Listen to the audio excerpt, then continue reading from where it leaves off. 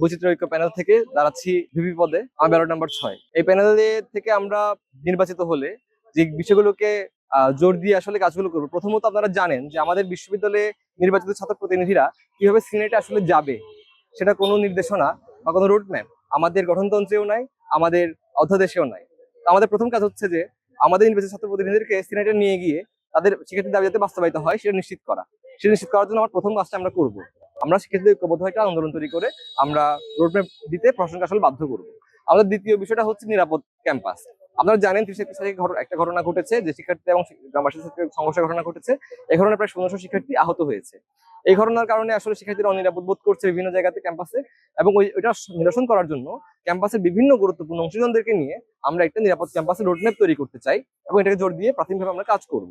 এবং এটার পিছনে এর জন্য প্রশাসন তো বারবার আসলে ব্যর্থতার পরিচয় দেয়, সেক্ষেত্রে শিক্ষার্থীদের কিছু নীতিমালার প্রয়োজন রয়েছে। তো এই জায়গা থেকে আমরা মনে করি একটা জরিপের ভিত্তিতে আমরা একটা ক্যাম্পাস চার্টার তৈরি করব, যেখানে বিভিন্ন ছাত্র প্রতিনিধি যারা আছে ছাত্রদের সকলের মতামতের ভিত্তিতে আমরা একটা কিছু দাবি দেওয়া, কিছু আইন বা নিয়ম তৈরি করব, যে নিয়মগুলো ক্যাম্পাসের প্রশাসনের ব্যর্থতা বা প্রশাসনের অনুপস্থিতিতে যেগুলো আসলে কার্যকর থাকবে, এবং যেগুলো ক্যাম্পাসের দখলদারিত্ব মুক্ত করার ক্ষেত্রে বা আধিপত্য বিরোধী অবস্থান থেকে কাজ করার ক্ষেত্রে আসলে যেগুলো সহায়ক হবে।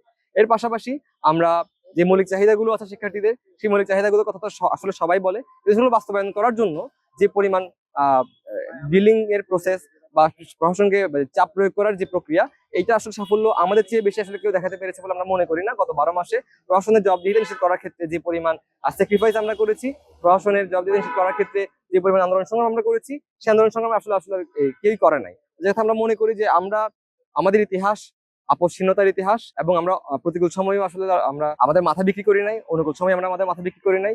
যখন সমন্বয়কের দায়িত্ব পেয়েছি এবং যখন এই পরিচয়টা জনগণের বিরুদ্ধে চলে যাচ্ছিল, তখন আমরা জনগণের পক্ষ নিয়ে এই পরিচয় থেকে সরে এসেছি।